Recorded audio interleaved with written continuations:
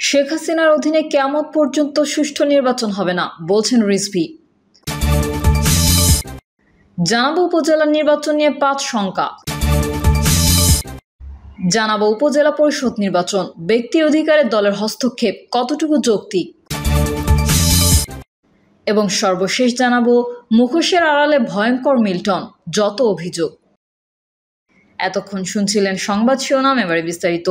তবে তার আগে অনুরোধ থাকবে আমাদের চ্যানেলটি সাবস্ক্রাইব করে বেল আইকনটি ক্লিক করুন। শেখ হাসিনার অধীনে কিয়ামত পর্যন্ত সুষ্ঠু নির্বাচন হবে না বলছেন রিজভী। বিএনপির সিনিয়র যুগ্ম মহাসচিব রুহুল কবির রিজভী বলেছেন, শেখ হাসিনার অধীনে কিয়ামত পর্যন্ত সুষ্ঠু নির্বাচন হবে না। 2018 সালে বিএনপি জাতীয় নির্বাচনে গিয়েছিল, কিন্তু আওয়ামী লীগ আগের রাতেই ভোট কেড়ে নিয়ে ক্ষমতায় গিয়েছিল। বিএনপির মতো এত বড় রাজনৈতিক দলকে 5টি আসন ধরিয়ে দিয়েছিল।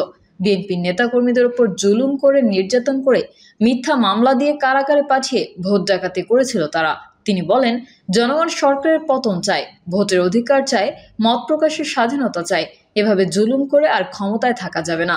সারা দেশে চলমান তীব্র তাপদাহে অতিষ্ঠ নগরীর পথচারীদের মধ্যে বুধবার ঢাকা মহানগর উত্তর বিএনপির পক্ষ থেকে খাবার, পানি, স্যালাইন বিতরণ কর্মসূচিতে তিনি এসব কথা বলেন।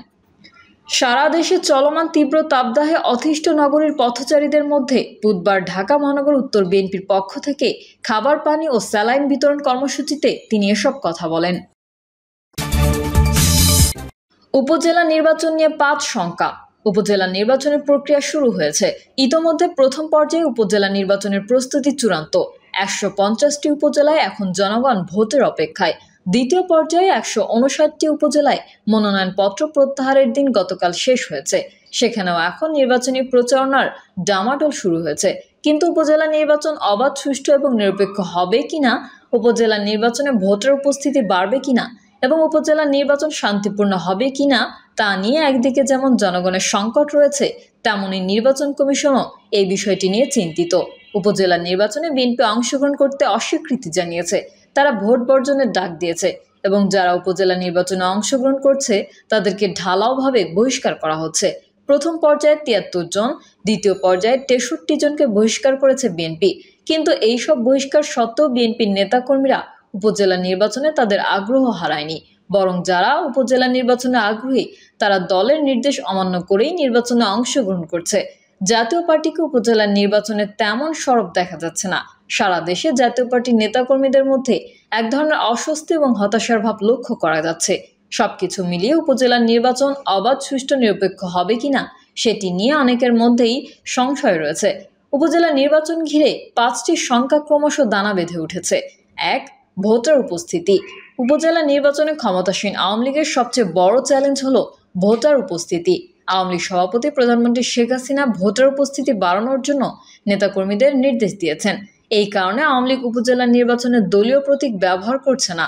একাধিক প্রার্থী যেন নির্বাচনে প্রতিদ্বন্দ্বিতা করতে পারেন, দলের ভিতর যেন প্রতিদ্বন্দ্বিতা হয় এবং নির্বাচনে যেন ভোটার উপস্থিতি হতে পারে, সেটাই আওয়ামী লীগের লক্ষ্য। কিন্তু আওয়ামী লীগের এই কৌশল কতটুকু কার্যকর হবে, ভোটাররা ভোটে কতটুকু আগ্রহ দেখাবে, সেটি নিয়েও অনেকের সংশয় রয়েছে। নাম্বার ২. আওয়ামী লীগের বিশৃঙ্খল অবস্থা। উপজেলা নির্বাচনে একটা বড় শঙ্কার জায়গা হলো আওয়ামী লীগের বিশৃঙ্খলা, এবং এই বিশৃঙ্খলা শান্তিপূর্ণ নির্বাচনের পথে বাধা হয়ে দাঁড়াতে পারে বলেই অনেকে মনে করছেন। উপজেলা নির্বাচন অবাধ, সুষ্ঠু, নিরপেক্ষ হয় সে কারণে আওয়ামী লীগ সিদ্ধান্ত নিয়েছিল যে মন্ত্রী এমপিদের স্বজনরা যেন নির্বাচনে অংশগ্রহণ না করে। কিন্তু দলীয় নির্দেশনা উপেক্ষা করে বহু এমপি, মন্ত্রীর আত্মীয় স্বজন এবার নির্বাচনে প্রার্থী হয়েছেন। এই সমস্ত প্রার্থীদের সঙ্গে আওয়ামী লীগের তৃণমূলের প্রার্থীদের সহিংসতার ঘটনা উপজেলা নির্বাচনকে উত্ত্যক্ত করতে পারে বলেই অনেকে মনে করছেন। বিভিন্ন স্থানে তার আলামতও পাওয়া যাচ্ছে। নাম্বার ৩. প্রভাবশালীদের হস্তক্ষেপ। নির্বাচনে প্রভাবশালীদের হস্তক্ষেপ অবাধ, সুষ্ঠু ও নিরপেক্ষ নির্বাচনের জন্য একটি বড় বাধা। আর এই কারণে আওয়ামী লীগ মন্ত্রী এমপিদের স্বজনদেরকে নির্বাচনে না যাওয়ার জন্য পরামর্শ দিয়েছিল। কিন্তু সেই পরামর্শ না শুনেই মন্ত্রী এমপিরা তাদের স্বজনদেরকে প্রার্থী করেছেন। শুধু প্রার্থী করায় নয়, এলাকায় তারা প্রভাব বিস্তারের চেষ্টাও করছেন। এই প্রভাব বিস্তারের চেষ্টা শুধু নির্বাচনকে বাধাগ্রস্ত করতে পারে, প্রতিপক্ষকে ঘাবড়িয়ে দেওয়া, ভোটারদেরকে নিরুৎসাহিত করা ইত্যাদি প্রবণতাগুলো উপজেলা নির্বাচনকে ম্লান করতে পারে বলেই অনেকে মনে করছেন। নাম্বার ৪. প্রশাসন এবং আইনশৃঙ্খলা রক্ষাকারী বাহিনীর নিরপেক্ষতা।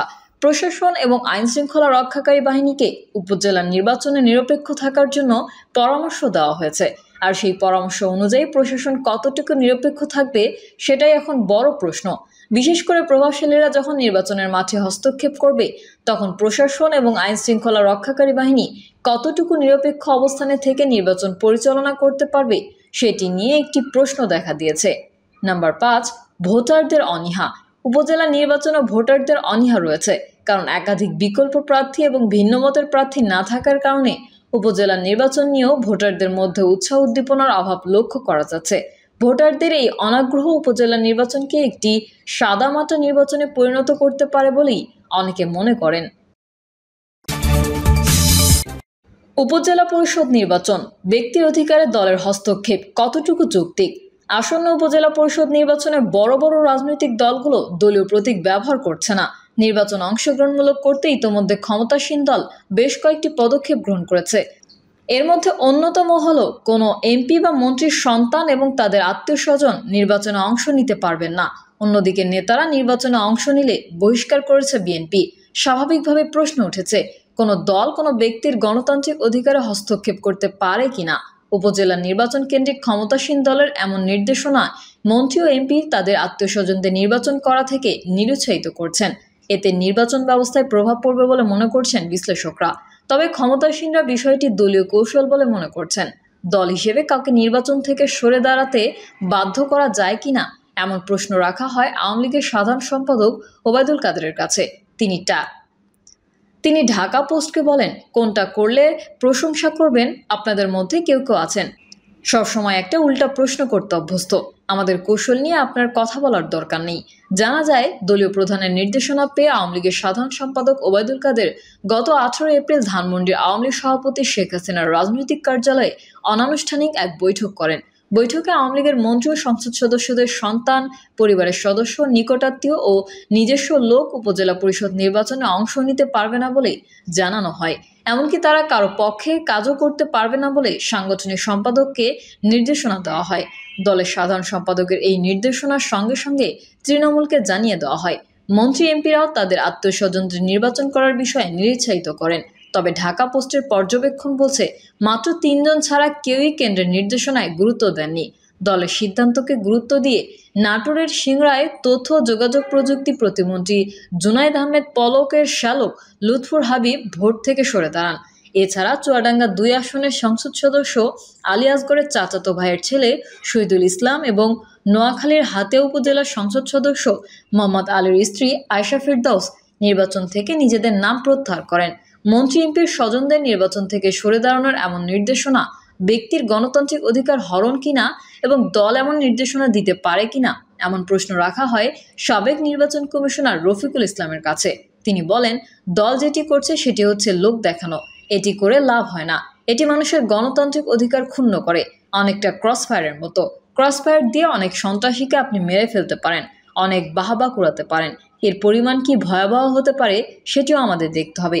এমনভাবে চাপ প্রয়োগ করলে ভবিষ্যৎ নির্বাচন প্রক্রিয়ায় এর প্রভাব পড়বেই বলে বলেন এই সাবেক নির্বাচন কর্মকর্তা।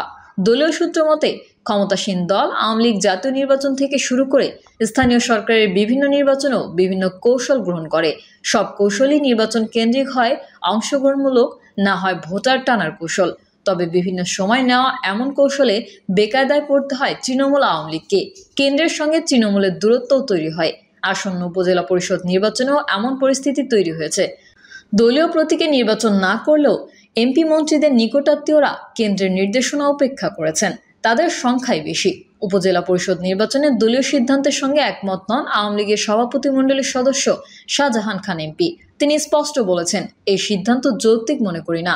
শাহজাহান খানের ছেলে আসিফুর রহমান খান ও চাচাতো ভাই পাভেলুর রহমান শফিক খান মাদারীপুর সদর উপজেলায় চেয়ারম্যান প্রার্থী হয়েছেন। আসিফুর রহমান খান আওয়ামী লীগের যুবলীগের কেন্দ্রীয় কমিটির সদস্য।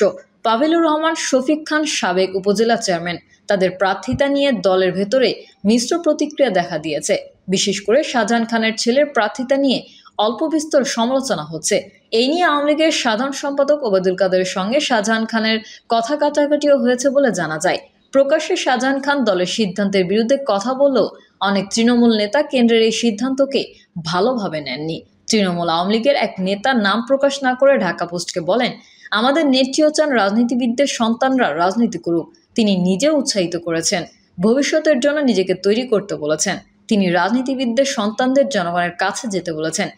কেউ বাবার পরিচয়ে রাজনীতি করতে পারে, কিন্তু দিন শেষে তাকে মাঠে ময়দানে যেতে হয়, কাজ করতে হয়, রোদে পুড়ে ঘামে ভিজে মানুষের হৃদয়ের মণিকোঠায় স্থান করে নিতে হয়। তবে ব্যতিক্রমও আছে। আমার কথা হচ্ছে, নির্বাচন তো সবার জন্য উন্মুক্ত, সবাই এতে অংশ নেবে। যার যোগ্যতা আছে তিনি বিজয়ী হবেন, জনগণই সেই সিদ্ধান্ত নেবে, বলেন তৃণমূলের এই নেতা। প্রিয় দর্শক, এই ছিল এখনকার সর্বশেষ সংবাদ। আপডেটের সংবাদ পেতে চ্যানেলটি সাবস্ক্রাইব করে বেল আইকনটি ক্লিক করুন। কমেন্টে আপনার মতামত জানিয়ে আমাদের সাথেই থাকুন। ধন্যবাদ সবাইকে। আল্লাহ হাফেজ।